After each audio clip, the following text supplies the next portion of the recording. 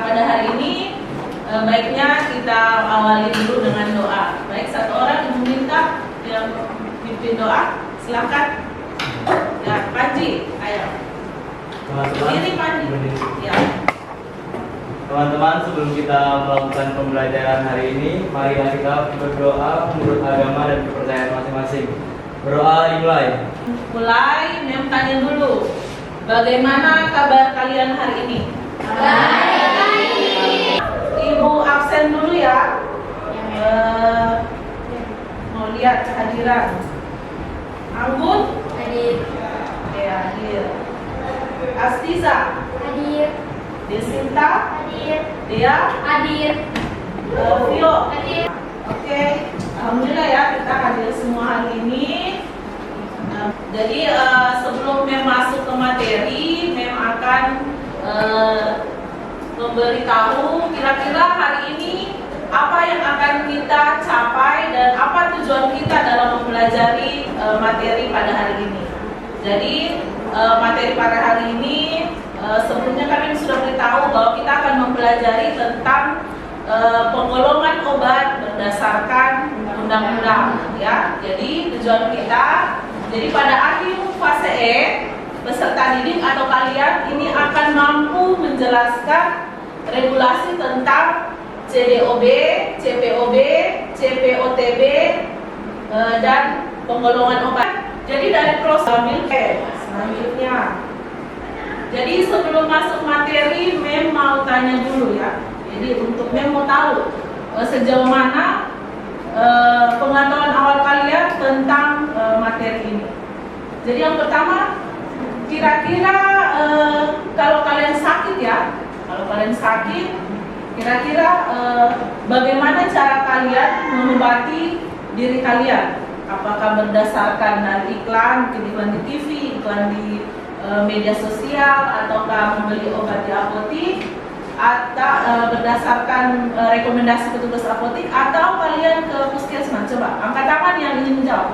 Saya Mem. Oke, Jihan. Tapi tergantung sakitnya Mem. Kalau misalnya masih yang kayak flu, demam, itu mungkin ke apotek tuh Mem, sesuai rekomendasi apotekernya bilangnya konsumsi obat apa dulu. Oh, jadi kalau Jihan lebih memilih ke apotik. Kalau sakitnya masih Kalau ringan ya, yang lain bagaimana? Coba angkat tangan. Panji, bagaimana Panji kalau sakit kira-kira? Mungkin sama ke apotek dulu mas, kalau apa Ya, sakitnya masih ringan, ya, bisa ke apotek, ya, bisa tanyakan apotek, apa ya. obatnya.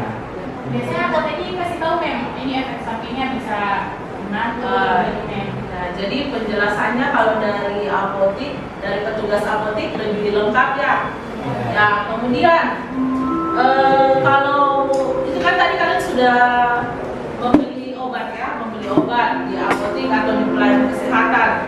Kemudian kira-kira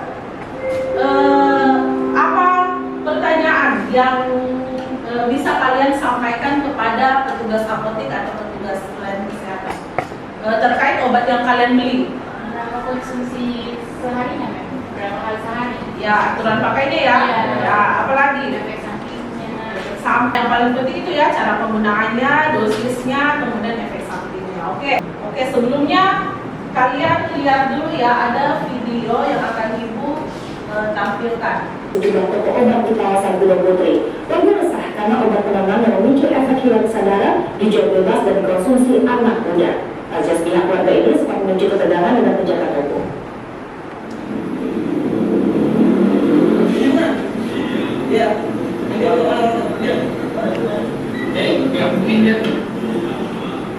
Obat berbentuk bulat inilah yang diincar warga dari sejumlah toko obat di kawasan Gunung Putri, Kabupaten Bogor, Jawa Barat.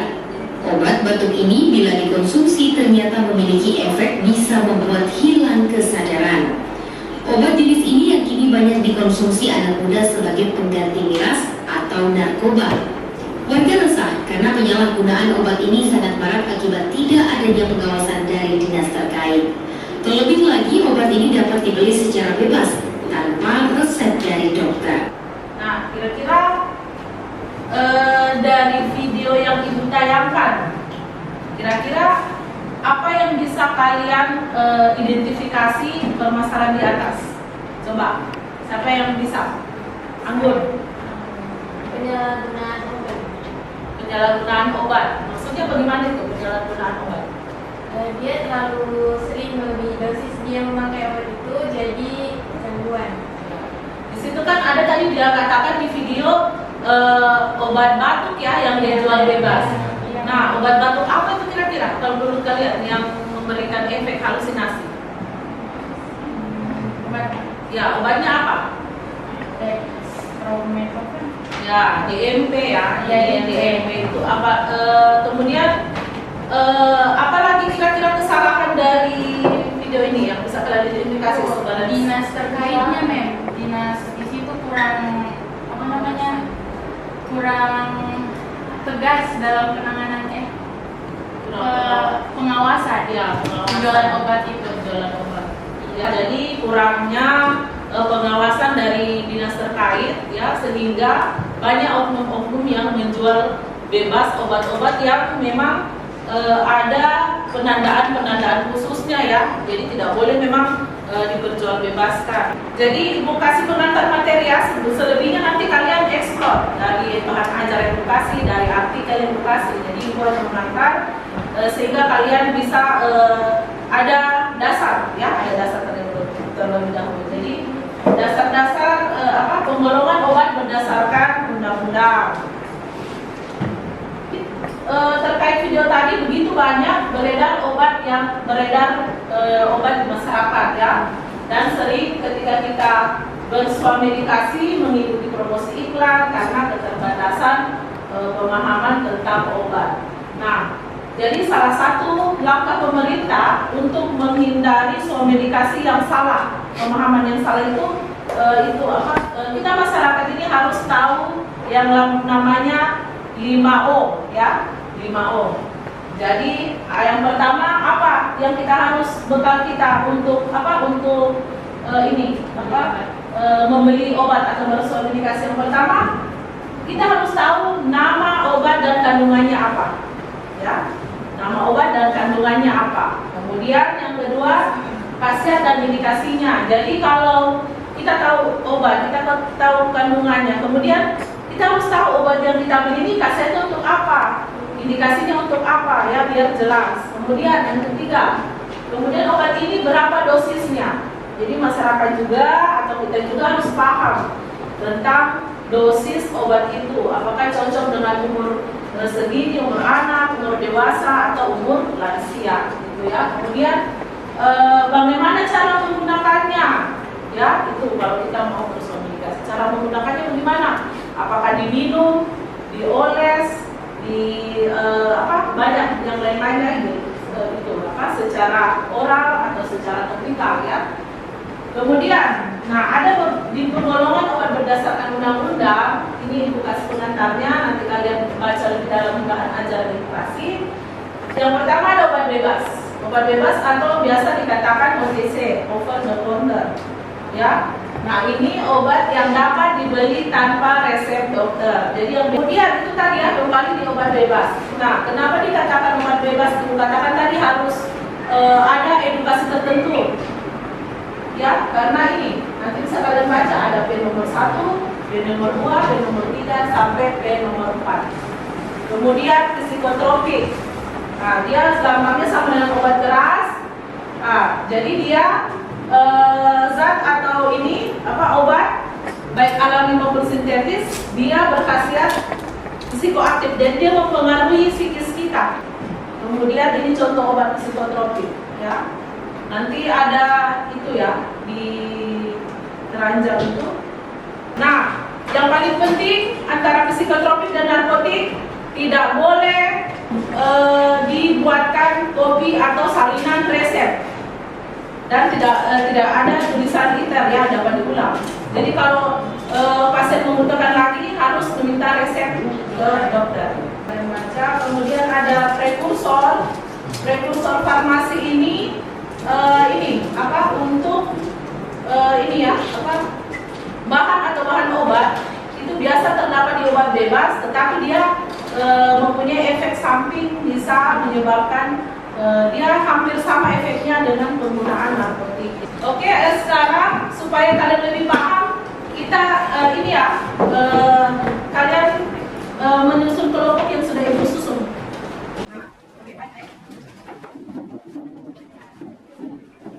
Kelompok satu.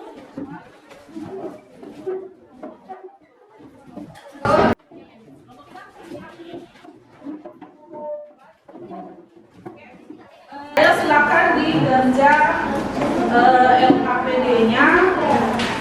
Siapa mau tulis?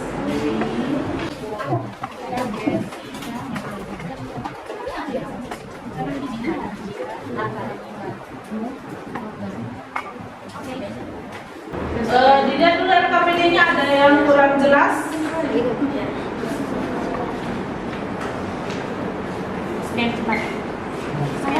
Jadi yang fase 1, ya fase 1 ada artikel itu kalian scan, kemudian isi kolomnya, kalian baca dulu artikelnya.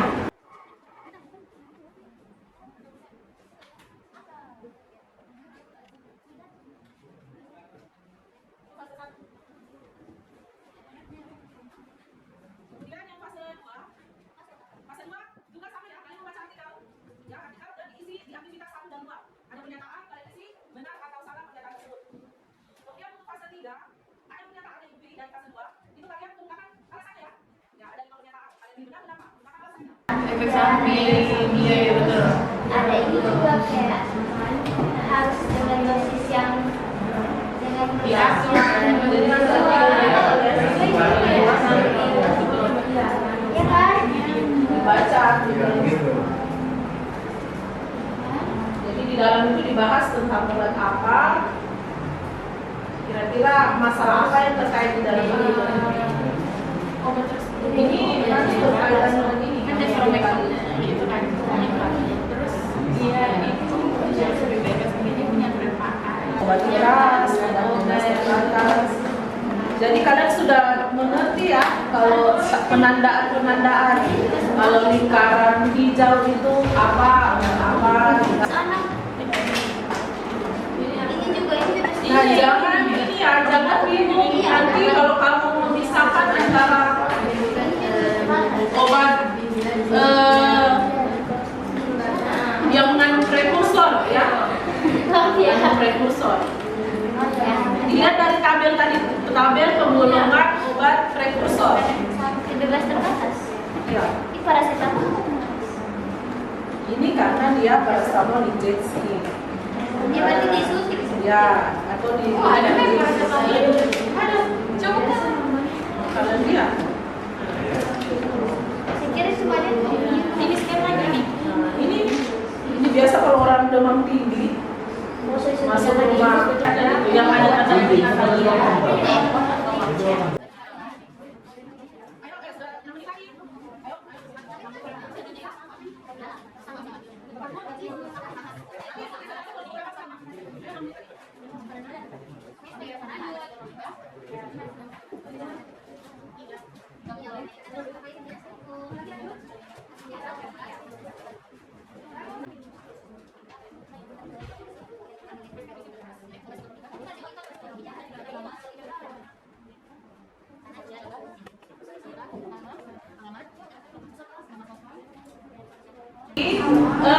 simak baik-baik presentasinya teman kalian.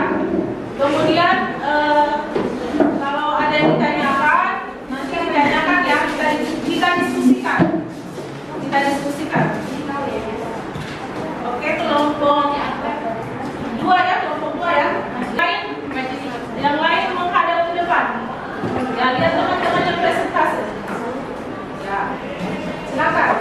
Baik, assalamualaikum warahmatullahi wabarakatuh. Waalaikumsalam warahmatullahi wabarakatuh. Kami dari kelompok 2 mau mempresentasikan lembar kerja peserta didik kita mengenai materi penggolongan dan penandaan obat berdasarkan undang-undang. Selanjutnya akan dipaparkan oleh teman saya Jessica. Ya. Kemudian fase 1 identifikasi masalah. Nama obat yang dibahas dextromethorphan. Kandungan dan khasiat obat. Kandungan dextromethorphan anti batuk. Identifikasi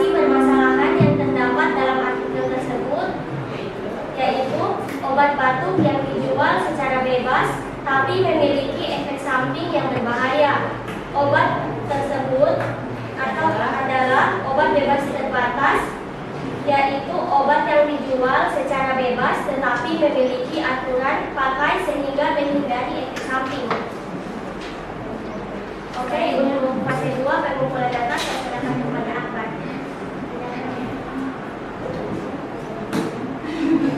Oke, fase 2 pengumpulan data. Pertama, pembelian amoxicillin tanpa resep dokter dapat digunakan dengan alasan tertentu. Kita salah. Yang kedua, dengan maraknya apotek dari online, pembelian obat keras secara swamedikasi dipermudah. Kita benar. Toko obat diperbolehkan menjual obat keras karena memiliki penanggung jawab. Kita salah. Tingginya pemahaman masyarakat akan teknologi, kesehatan dan kemudahan. Akses obat merupakan salah satu penyebab tingginya swamedikasi. Kita benar. Tingginya resistensi bakteri merupakan dampak dari swamedikasi obat keras. Kita benar. Surat pesanan penobat vital 30 mg dapat digabung dengan paracetamol 500 mg. Kita salah.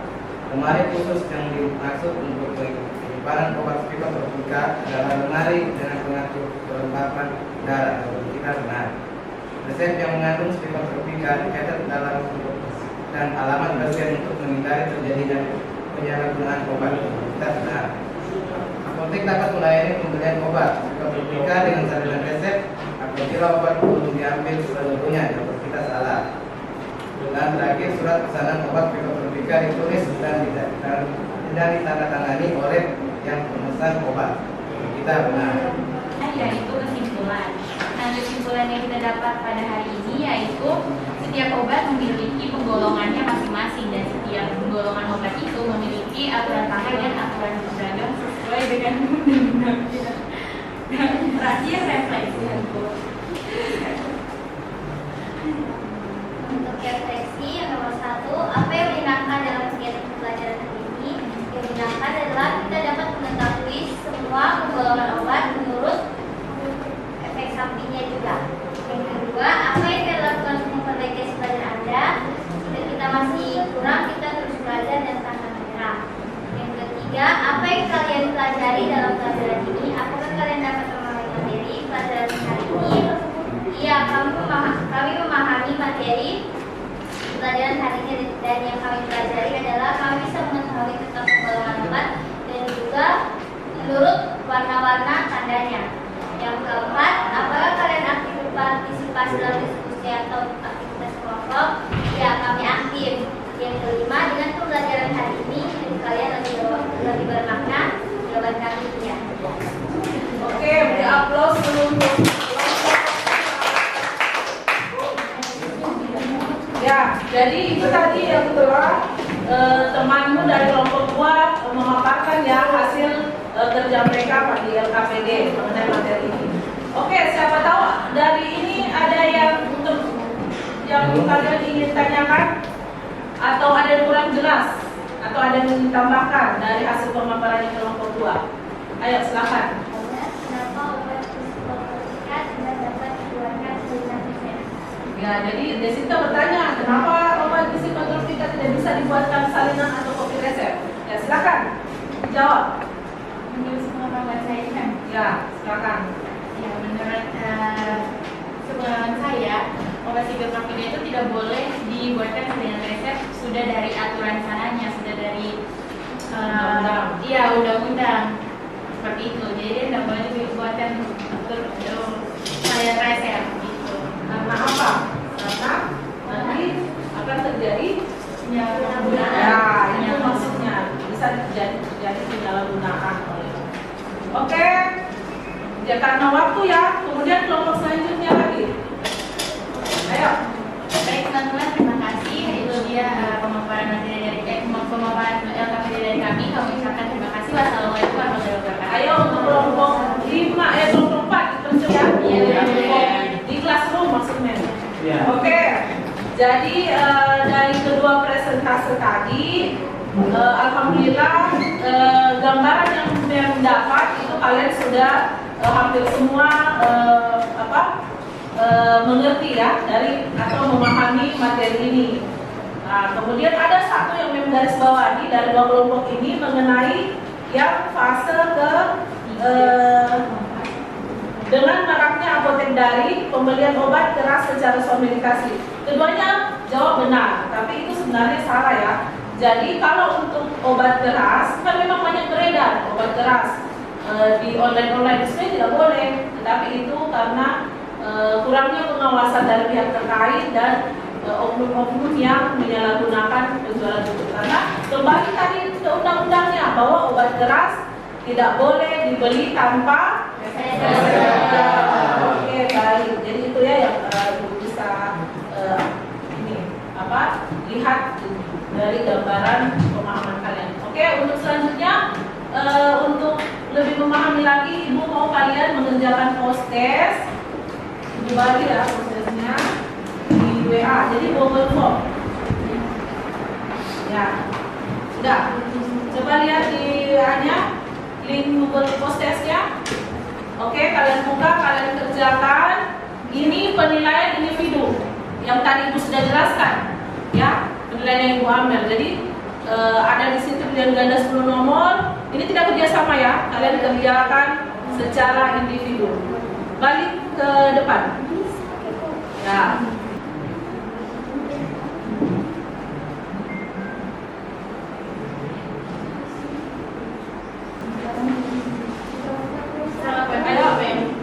Dia 95.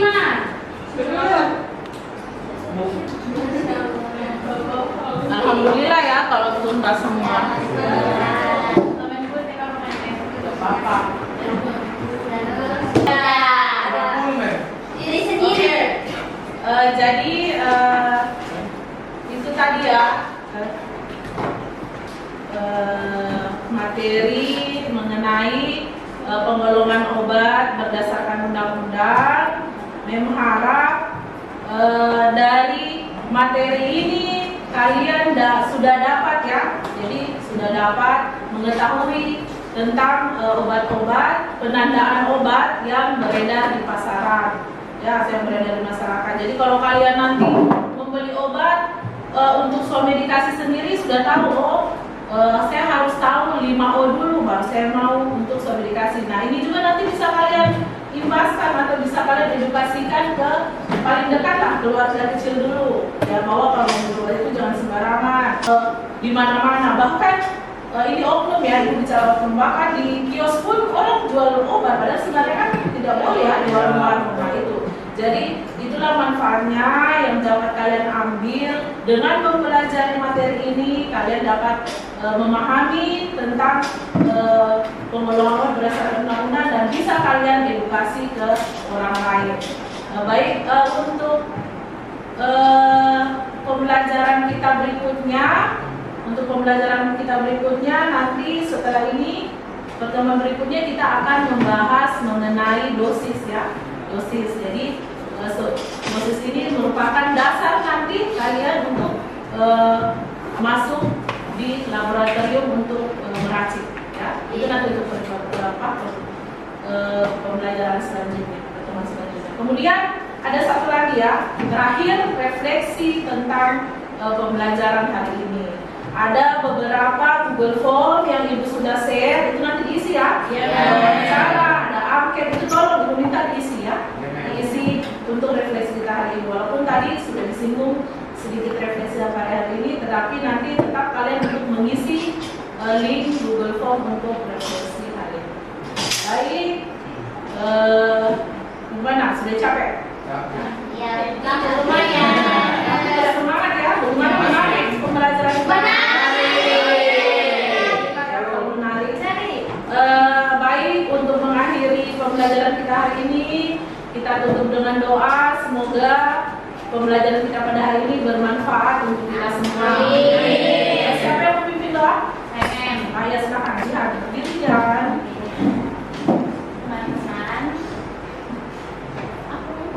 Berdoa. Teman-teman adalah kita berdoa menurut agama dan kepercayaan kita masing-masing.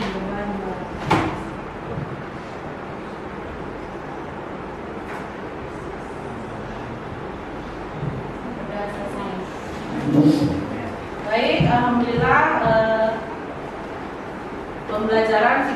pembelajaran ini Ibu akhiri. Wassalamualaikum warahmatullahi wabarakatuh dan selamat siang.